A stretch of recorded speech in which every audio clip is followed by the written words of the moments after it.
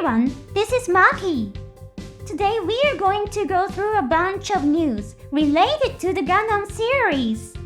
I'll be talking about a little update on GQuuuuuuX, the 30th anniversary of Gundam Wing, and my thoughts on the live-action Gundam.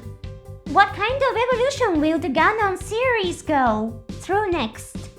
Well, let's dive into the news. First of all, some news about GQuuuuuuX. GQuuuuuuX and Maki usually have appeared on the cover of New Type, a magazine that focuses mainly on anime. As the name suggests, New Type has a deep connection with the Gundam series. It was started around the time when Gundam was gaining popularity and Zeta Gundam was released. The very first issue featured Gundam Mag 2 on the cover. It's more than just a supportive publication. It actually started participating in anime production, starting with Shah's counterattack. And now, the latest issue features GQuuuuuuX on the cover. A lot of people probably recognize Amate's pose, don't you think? It looks a lot like the way Shinji Ikari, the main character of the Evangelion series, stands when he's wearing his prog suit. A prog suit is what the Evangelion pilots wear when they fly their units. It's similar to how spacesuits are called normal suits in the Gundam series. The Evangelion series is a product of Studio Color, and many of their employees used to work for a company called Go Inax. So the news that GQuuuuuuX is being co-produced by Studio Color and Sunrise really surprised a lot of anime fans. This pose of Amati might be a little nod to fans of both series. There are even fans speculating could Evangelion characters actually appear in GQuuuuuuX. Personally, I think it's unlikely that they'll appear in a major role that affects the story. However, there is a precedent. In the past, characters from Evangelion appeared and played active roles in a robot anime called Shinkoyen. So based on that, I can't say it's completely impossible. Next up is news about the 30th anniversary of Gundam Wing. As the 30th anniversary of G Gundam has come to a close, the 30th anniversary project for Gundam Wing has been officially announced. An updated illustration was released for G Gundam, adding new characters from the 30th anniversary story to the previously revealed artwork. That Kokyu had trained in the same martial arts alongside Master Asia, H-Cash, the daughter of Domen and Rain, and Master Junior, Master Asia's son. Gundam Wing also received the commemorative illustration.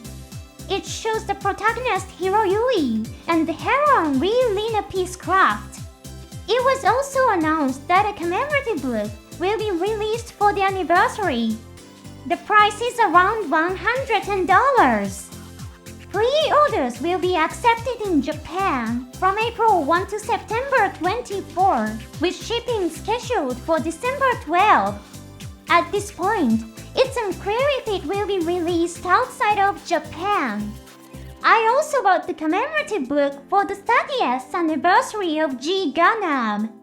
It was quite expensive as a book, but it was absolutely beautiful and really valuable. I'm planning to buy the one for the 30th anniversary of Gundam Wing as well. And now some news about the Hollywood version of Gundam. Honestly, people in English-speaking countries might have heard this news before we did in Japan. The update about the lead actress has now reached us as well. It was announced that Miss Sydney Sweeney is in talks to play the lead role. It seems that the protagonist of this movie will be a woman. Personally, I don't think there is any superiority between women and men.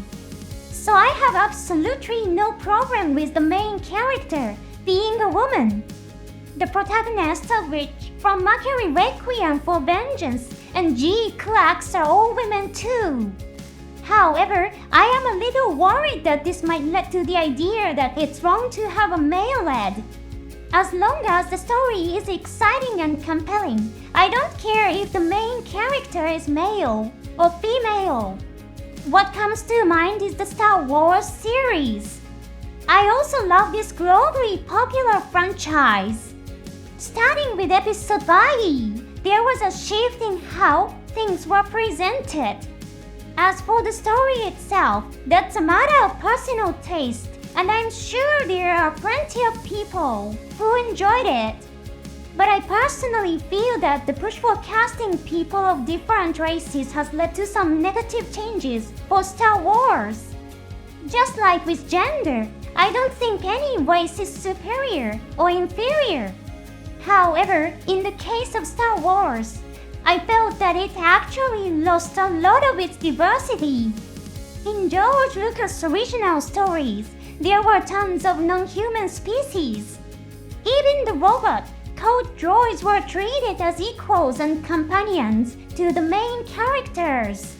There were so many species that looked nothing like humans. On the other hand, the Galactic Empire, the main antagonist, was made up entirely of human-type characters.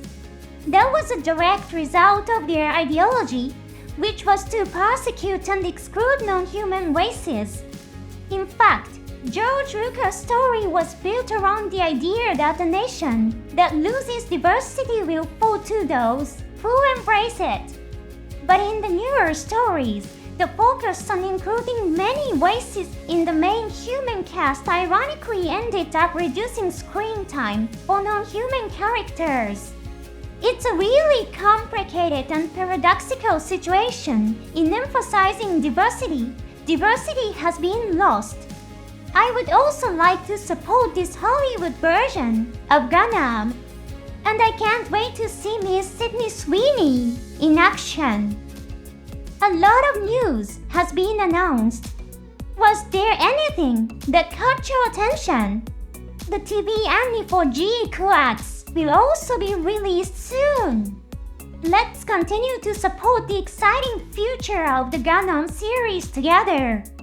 Thank you for watching until the end. See you next time on the show.